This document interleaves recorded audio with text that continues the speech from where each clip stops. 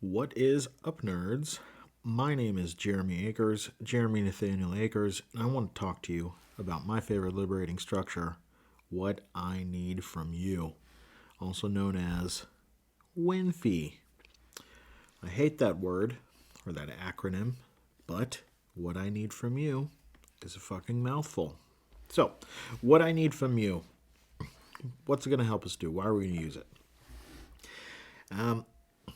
What I need from you is going to help us, with this thing around asking and answering questions. And our goal there is to practice clarity, because that's going to help us with responsibility, it's going to help us with trust, and we're going to do that by caring for boundaries. So what do I need from you is going to be our structure that's going to ritualize the conflict that is sort of inherent whenever we're, dealing with boundaries. Boundaries bring reactions. So we're going to have to take care of that stuff. Now, before I get into the nuts and bolts, I want to talk a little bit, I'm going to wax philosophical and theoretical about what makes this so goddamn important. And I want to talk to you first and foremost about vibes, of course. Vibes.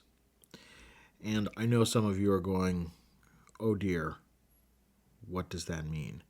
And while it's not proper to talk about vibes, I will describe them as emergent properties of atmosphere.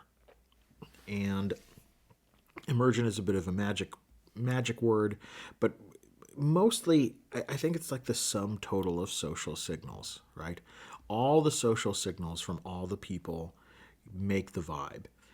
What is significant about this is that the vibe is social, meaning that there's no amount of me brute forcing it that can influence the sum total of all social signals unless I'm including all of those social signals in my sort of like intervention and what I'm doing, right? So when it comes to vibes, vibes are social. We do these things together. We can think about them, however, when it comes to like 5 facets. So Lencioni wrote this book, 5 Dysfunctions of Teams. Dysfunction is super judgy. Don't really like it. So I'm going to talk about the 5 facets and a little nod to the Lewin force field analysis and how we're going to treat this. But, sort of moving up this stack, we of course talk about trust. And the problem space of trust tends to be guardedness, right? And what we want in the vibe is we want a lot of openness. But the only way to get openness is actually to include guardedness. Like you gotta bring that into the conversation, in the open space, right? Whereas guardedness, like, definitely wants to exclude. It's saying no, fuck you, openness. No, guardedness, only this, right? And so conflict is another facet around the vibe, that where what we want is honesty, right? Radical honesty, really. And we do that by including the problem space that is resentment.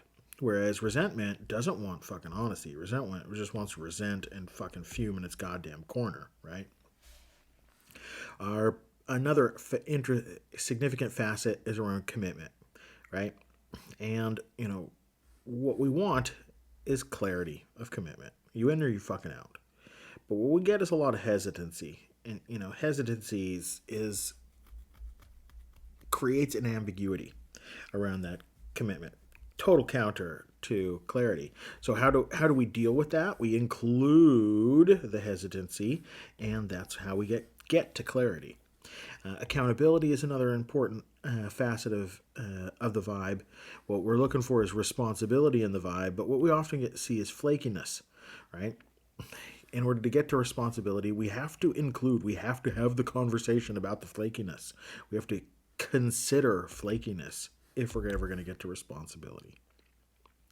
And results, right? We can defect, we can get mine, or we can grow ours, Growing ours includes the provision of mine, but mine never includes the provision of ours. force, right?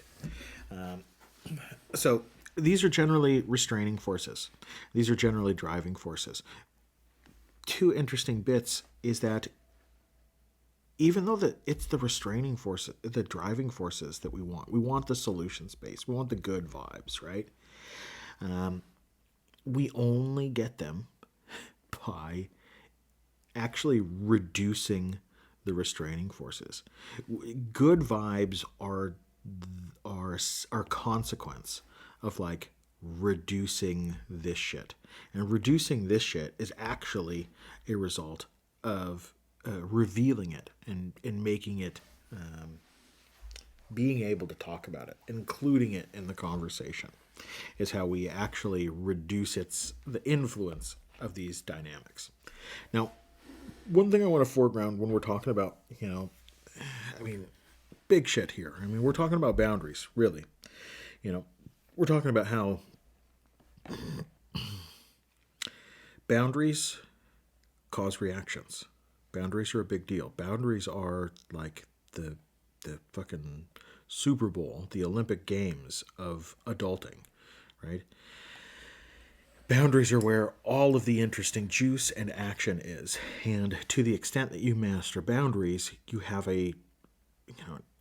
if not successful, an enjoyable life. So boundaries are masterwork. So responsibility. So responsibility, this is somebody else's whole thing. I really enjoy it, but I have difficulty with it. I'm going to try and remix it in a way that, well, let's see, right? And actually, what I want to do is foreground shame, right? When we talk about responsibility, shame has to come into the conversation, because when I'm responsible, I am ashamed because, like, look, not all of the things I'm responsible for, not all the things I do are good things. Sometimes I'm a dick. Sometimes I just screw up. Sometimes, hey, wrong place, wrong time, just unlucky. Shit happens, is my point. And shame is kind of like the basic state that we've got to include. We have to address if we're going to get to that holy grail of good vibes. We have to figure out how to metabolize shame. The typical routes of metabolizing shame are, attachment theory 101, right? Are avoidant, right? We quit, we justify, we blame, we deny, we avoid the phenomenon of our shame, of our responsibility, and we check out, right? We give up and avoid the shame and burden of our obligations. We never show up in the first place, to the big work, or to the party at large, the coalition. So, however, there's another interesting way that we can screw up, and that way that we can screw up is sometimes indistinguishable from the right thing, and that is this category of responsibility and obligation. Now,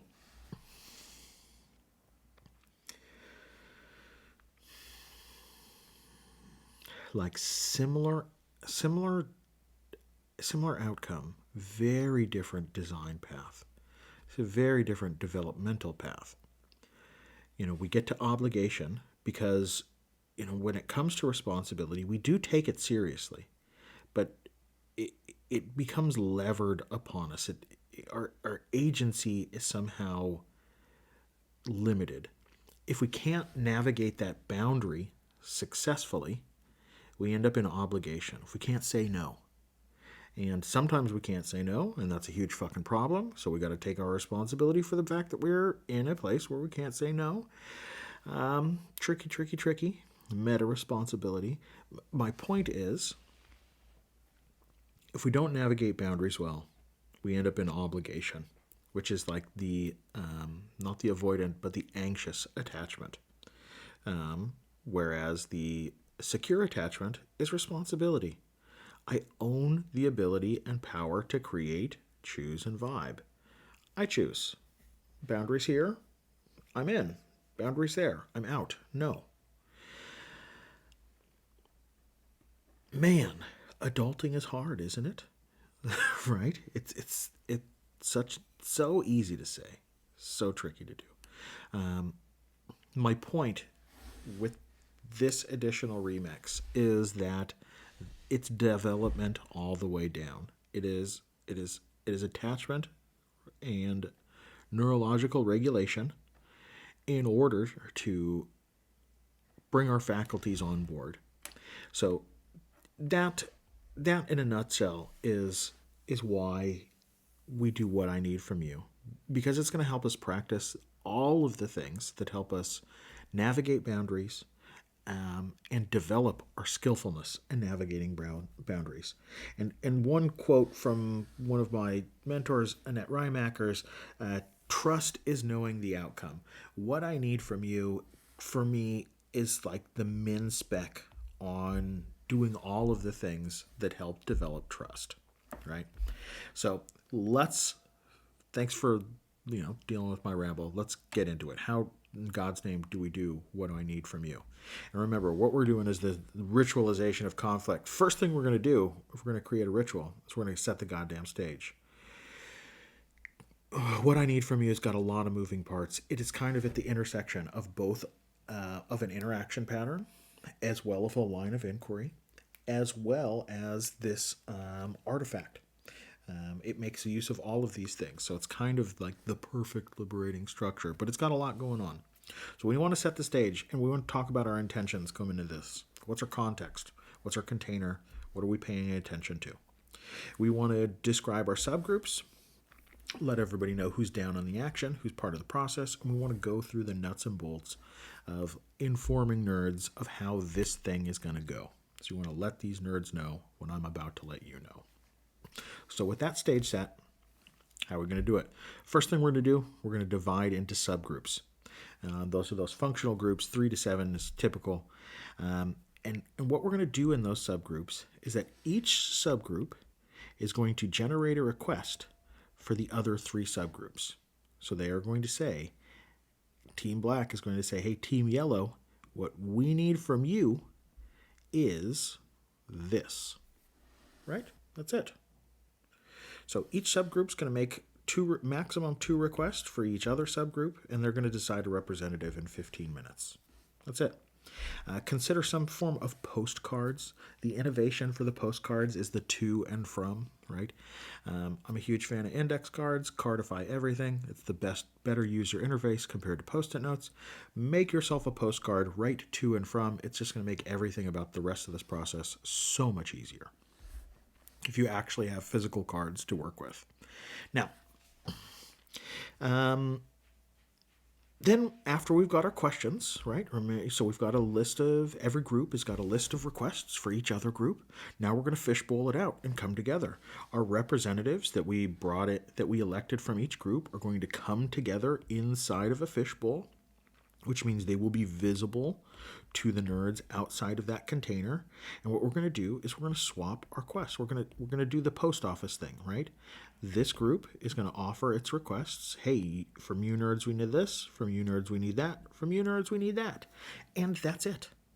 We're not going to qualify why we need the things we're going to need, because either we should have done that already, or it's not necessarily helpful. We're not making a pitch. We're just asking for what we need. But the important part is no answers, no responses. This is just receiving the post itself. We're delivering the cards, right? This will usually take about 15 minutes, depends on how many groups you got, but just move through it. It's not super exciting, but it's important for the ritualization of the conflict. Now, what do? We've exchanged our requests. Now we go back into our subgroups, right? The subgroups the representative works with the groups in order to write responses to the requests that group has received. So my group has received inbound requests conceivably from all these other groups. For each request I get, I want to respond with only one of these 4 responses. I want to say, yes, and accept responsibility. I want to say no. Clarify a boundary. Clarity. I want to say maybe, which is like I'll try, which is usually, hey, look, there are questions, conditions, uncertainty around my ability to do that thing. I'm not sure about it. And I don't know. Like, I don't know is distinct from maybe in that there are more questions than answers. Like, I don't know means I couldn't even begin to answer the question with the information I've got on board. Really. So go through your list of received post, come up with one of these 4 answers for each request. Then what do? We get back in the fishbowl. We return the postcards, right? The representative then exchange responses. So I go, I of Team Black received from you requests. We say no. Boom. What's dope about this is since we're in the shared container and the information that we're sending is really only relevant bilaterally very often, it encourages brevity. So no qualifications, no explanations. Just deliver your response. No. Yes. I don't know. Maybe. That's it. Deliver the post and send nerds back into their subgroups. Send them back into the subgroups in order to debrief. All right, we put up our request. We got a response. What's the reality of that? What are the implications? Now what are we going to do? Even if we get a yes, we're still going to have to do some shit. We're still going to have to, send them that thing or receive the thing or coordinate the thing. We're going to have to go over there and actually get it from them, whatever it is. There's going to be some action required. So do your debrief. What, so what, now what? And then go off and live your happiest life possible. What I need from you is an extraordinarily powerful pattern. I think this is a governance pattern, if you ask me. Depends what you think about governance, but emergent governance where an agency is everywhere and coordination and decision making is happening everywhere. Like, look, your team's not deciding. It's not looking up to a manager. They asked this of us. No, you're empowered. You guys, you nerds are the ones. Coordinate. Like I said, it's developmental all the way down. So what's so interesting about this structure is, like I said, it ritualizes the conflict. It says, hey, give us your conflict around these boundaries. It's already, think about how much of our working life is filled with ambiguities. Our relationships are just our life. Ambiguities all over the place. Just articulating a clear request is a powerful practice. Hey, what I need from you. In addition to articulating a clear request, a powerful request, expressing needs is a doubly powerful form of self-organization. I don't want to get too much into entropy versus syntropy and upwards and downward spirals, but I do want to articulate a very significant difference between the pattern of advertisement, of pushing what I have to offer out into the world, like this right now, this video, super, super high density, I'm trying to dump a lot of shit into this. Anyway, my point is super low probability win when I'm from the perspective of pushing this information out into the world. I would have to work so fucking incredibly hard to get this information where it needs to go. It's just low value from not the content, but the architecture, the structure of the communication. It's like pushing a rope out into the world. It's going to take a lot of pushing for it to go any goddamn where. Whereas if you think about what I need from you, that expression of need is pulling resources and information and coordination towards me. When I express what I need, instantly a creative process is inspired. If I express what I have to offer, like your question, the question for you as a listener is always like, is this relevant for me? Do I need this? Do I want this? Is it worth it? So many considerations that I don't have. I as a communicator, as a pusher of information, don't have any influence over.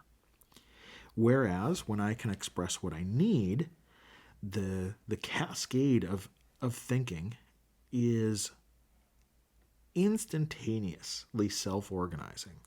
If I say I need to get to the airport on Tuesday, your check down list is automatically processing. You've already considered if you can take me to the airport on Tuesday. You've considered if you know anybody who could take me to the airport on Tuesday. You've considered if there's a metro connection, right? You've already thought about the solution space by simply the expression of my need. When you think about the self-organizing capacity of expressing needs versus expressing offers, and this is the tragedy. I've done tons of gatherings on conferences.